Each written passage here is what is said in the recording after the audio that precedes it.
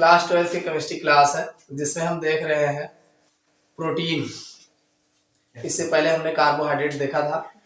Protein में हमने जो है प्रोटीन क्या होते हैं और अमीनो अम्ल क्या होते हैं जिनके बारे में हमने पिछले लेक्चर्स में देखा। आज इस लेक्चर्स में जो है हम प्रोटीन की उपयोगिता क्या है तथा इनके आगे देखेंगे। अगर आप लोग चैनल पर नए हो चैनल को सब्सक्राइब कर लीजिएगा और वीडियो को जितना ज्यादा हो सके लाइक एवं शेयर करिएगा। देखिए यूपी बोर्ड एग्जाम में यहाँ से क्वेश्चन अक्सर बनते हैं, प्रोटीन से 1-2 क्वेश्चन हमेशा पूछे जाते हैं। तो इसलिए और बहुत छोटा लेसन है, इसको आप इत्मीनान से 1-2 बार पढ़ लीजिएगा और आ जाएगा। ये इसमें हेडिंग डाल लो, एमिनो अम्ल की उपयोगिता। एमिनो अम्ल की उपयोगिता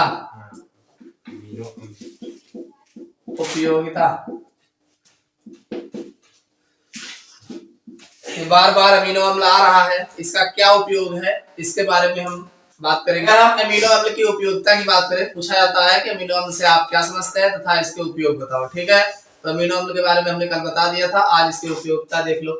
तो पहला है प्रोटीन संश्लेषण में, यानी जो प्रोटीन का निर्माण होता है, प्रोटीन का फॉर्मेशन होता है, तो प्रोटीन जो होता है वो अमीनो अम्लों से ही मिलकर बने होते हैं। पहली बात तो ये हो गई। दूसरा है ग्लूकोनिओसेजोनेसिस नामक प्रक्रिया में एमिनो अम्ल ग्लूकोज में परिवर्तित होते हैं, यानी जब ग्लूकोजेनेसिस होता है तो इसमें अमीनो अम्ल जितने होते हैं वो ग्लूकोज में ही परिवर्तित होते हैं। और दूसरा है अमीनो अम्ल उभयधर्मी होने के कारण बफर का कार्य करते हैं। अमीनो अम्ल जो होता है भाई इधर आ गया तो अम्लीय माध्यम, उधर हो गया तो क्षारीय माध्यम, दोनों माध्यम इनके अंदर पाया जाता है। तो दोनों माध्यम होने के कारण ये बफर विलयन का कार्य करता है, यानी बफर का कार्य करता है। अगला इसका उदाहरण देख लो। अगर तो उदाहरण में जैसे ग्लाइसिन है, तो ग्लाइसिन जो होता है उसमें हीम नामक लाल रक्त, जैसे हीमोग्लोबिन में हीम पाया जाता है, तो इसे ग्लाइसिन जो होता है हीम लाल रक्त कणिकाओं में पाया जाता है। हीम जो कहाँ पाया जाता है? लाल रक्त कणिकाओं में पाया जाता है। इसी तरीके से बीटा एलानिन की बात करें तो बीटा एलानिन में विटामिन पेंटोथेनिक अम्ल में पाया जाता है। बीटा एलानिन जो होता है वो विटामिन पेंटोथेनिक अम्ल में पाया जाता है। ऐसे टायरोसिन है एक, तो टायरोसिन जो होता है ये चमड़ी के रंग, चमड़ी जो होती है स्किन, तो चमड़ी के रंग में मेलानिन में पाया जाता है। तो ये सारी इसकी उपयोगिता है अमीनो अम्ल की। अब हम बात करेंगे अमीनो अम्ल की संरचना किस प्रकार से, जो एग्जाम में बहुत पूछे गए हैं। निकाल लो प्रोटीन की संरचना।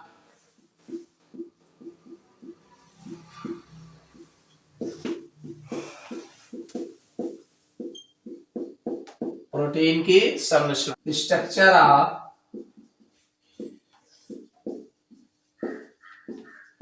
प्रोटीन।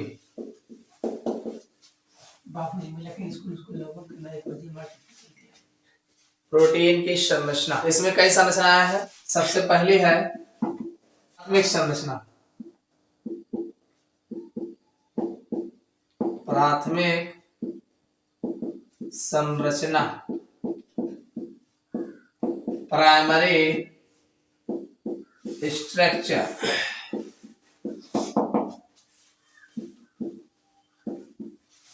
प्रोटीन की प्राइमरी संरचना क्या है इस पर बात देखिए। अगर प्रोटीन की संरचना की बात करें तो इसमें कई संरचनाएं अलग अलग है।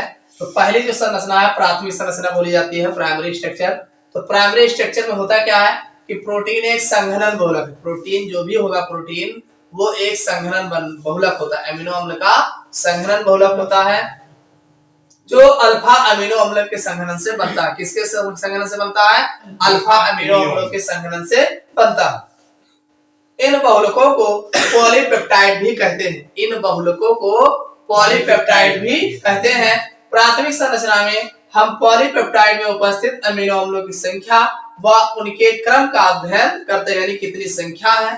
पॉलीपेप्टाइड में यह देखा जाता है कितने अमीनो अम्लों की क्या संख्या है और उनका क्रम किस प्रकार से लगा है। तो सामान्य संरचना अगर देखा जाए प्राथमिक अमीन की, तो प्राथमिक प्रोटीन की जो संरचना मिलती है ये इस तरीके से देखो। ये NH2 लगा है, आप जानते हैं एक अमीनो अम्ल में NH2CHR COO होता है, ठीक है।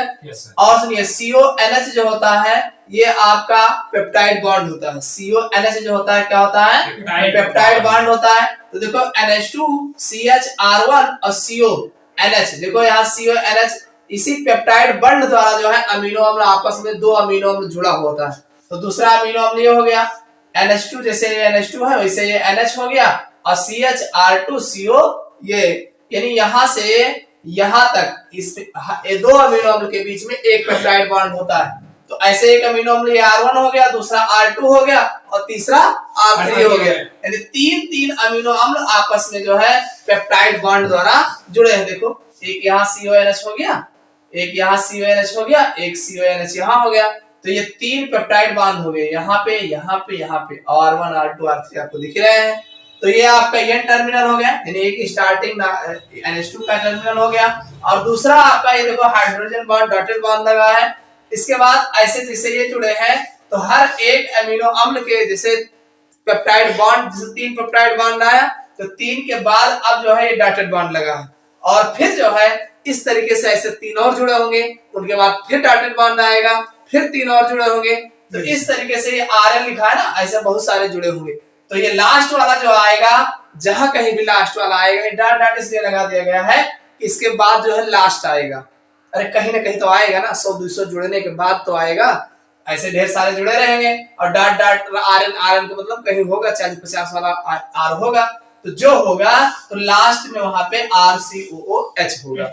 इधर आपको NH2 मिलेगा और इधर लास्ट में RCOH मिलेगा। तो जहां COOH मिलेगा वो लास्ट होगा, तो ये C टर्मिनल होगा। अब बीच में 50 लोग जुड़े हैं कि 100 लोग जुड़े हैं, वो उसकी बात अलग नहीं है। कुल मिला के एक छोर पर NH2 होगा और दूसरे पर COOH होगा, बाकी बीच में जो है पेप्टाइड बॉन्ड पाए जाएंगे। तो ये इसकी है प्राथमिक संरचना, प्राइमरी स्ट्रक्चर ऑफ प्रोटीन। नीचे दिया है पॉलीपेप्टाइड श्रृंखला में पेप्टाइड बंध की संख्या कितनी है, तो कुल अमीनो अम्लों की संख्या -1। जितने अमीनो अम्ल जुड़े हो, जैसे 50 अमीनो अम्ल जुड़े हो तो 50 में से 1 घटा दो, यानी 49 पॉलीपेप्टाइड जो है पेप्टाइड बॉन्ड इसमें पाए जाएंगे। चलिए हेडिंग डाल लो, द्वितीयक संरचना। दिवाली में लक्ष्मी जी के लिए 5-5 गड्डी रख के पूजा करने संरचना सेकेंडरी स्ट्रक्चर।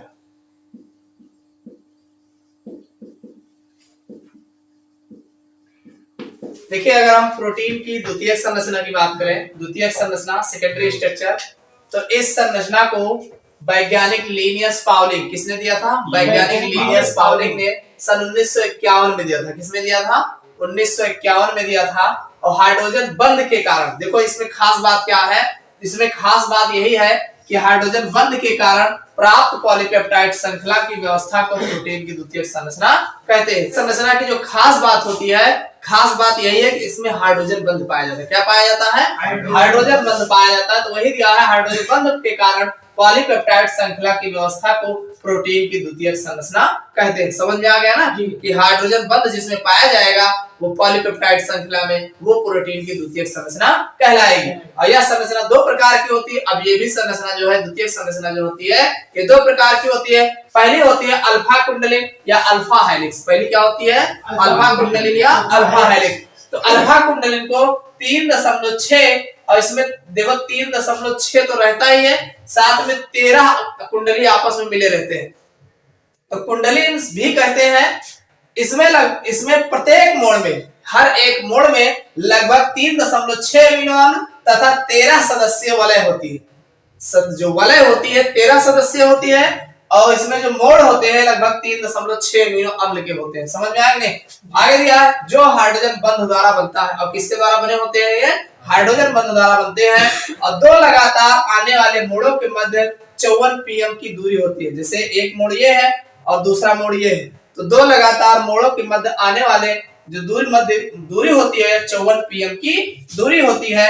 अर्थात प्रोटीन की श्रृंखला H बंध की उपस्थिति के कारण, यानी प्रोटीन की जो संरचना होती है H बंध मतलब हाइड्रोजन बंध की उपस्थिति के कारण दाईं ओर घुमाए गए पेज की तरह, दाईं ओर जैसे पेज घुमाया जाता है, देखो ऐसे ऐसे, हाँ, तो दाईं ओर घुमाए गए पेज की तरह कुंडली युक्त हो जाती है, जिसे अल्फा कुंडली युक्त प्रोटीन कहते हैं, जिसे अल्फा कुंडली युक्त प्रोटीन संरचना कहा जाता है। और ये अल्फा कुंडली युक्त प्रोटीन प्रत्यास्थ होती है। प्रत्यास्थ मतलब समझते हैं? इलास्टिक। जैसे स्प्रिंग देखा होगा, खींच के छोड़ दो तो ऐसे ऐसे करता है जी। तो वैसे स्प्रिंग जैसा ये इलास्टिक हो जाती है, प्रत्यास्थ होती है, जिसको जो है इस तरीके से रहती है। तो ये इसकी अल्फा कुंडली हेलिक्स है। इसकी बीटा कुंडली हेलिक्स अगले दिन बताएंगे।